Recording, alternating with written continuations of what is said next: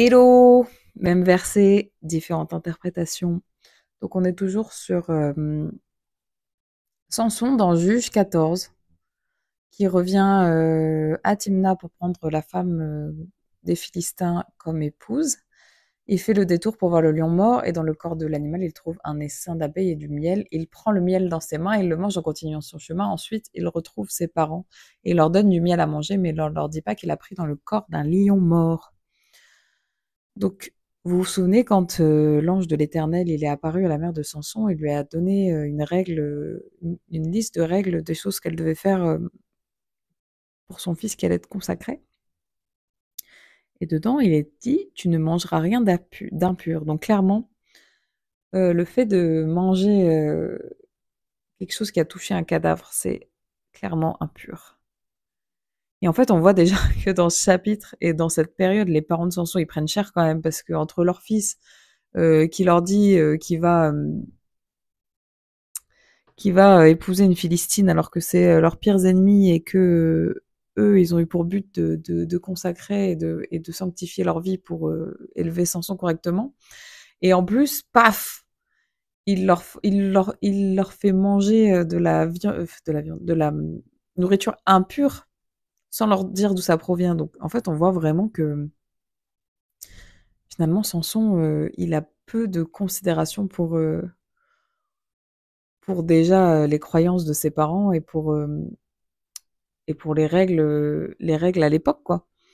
Donc, ouais, Samson, il est un peu en mode YOLO, je fais ce que je veux, mais sauf que son YOLO, je fais ce que je veux, il entraîne ses parents à avoir des comportements impurs.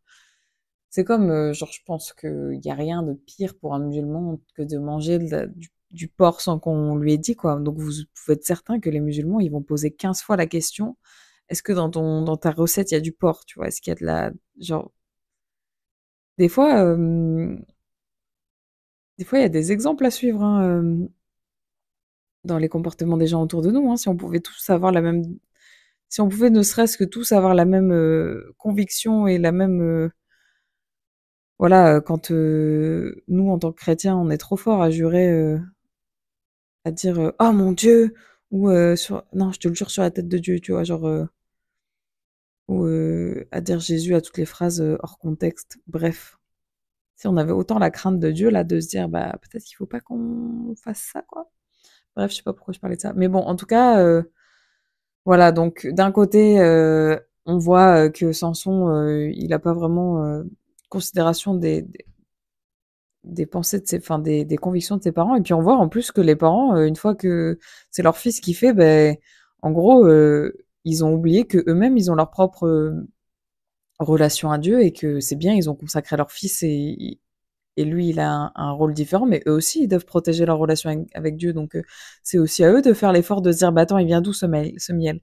Bon, d'un côté, on peut se dire que ça doit pas être facile à imaginer que ce miel, il peut venir d'ailleurs que d'un essaim sur un arbre, quoi. Il vient d'un cadavre de lion. Mais on peut aussi leur reprocher leur manque de curiosité, en fait, de attends, tu nous donnes du miel comme ça, mais il sort d'où, quoi? Voilà, on voit que l'estomac, il a fait commettre beaucoup de péchés à l'humanité, hein. On repense à Adam et Ève. C'est en mangeant un fruit que l'humanité est tombée dans la désobéissance et dans le péché. Donc voilà, bah clairement, par amour pour leur fils et par pleine foi en ses capacités et en sa consécration, ils ont mangé un truc qui leur a donné sans se demander d'où il venait. Voilà.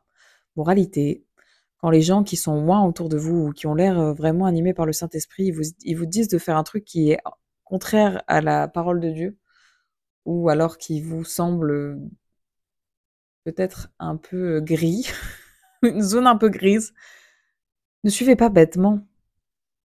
Ne suivez pas bêtement. Prenez le temps de connaître ce que Dieu en pense avant de foncer. Voilà, voilà. Soyez bénis.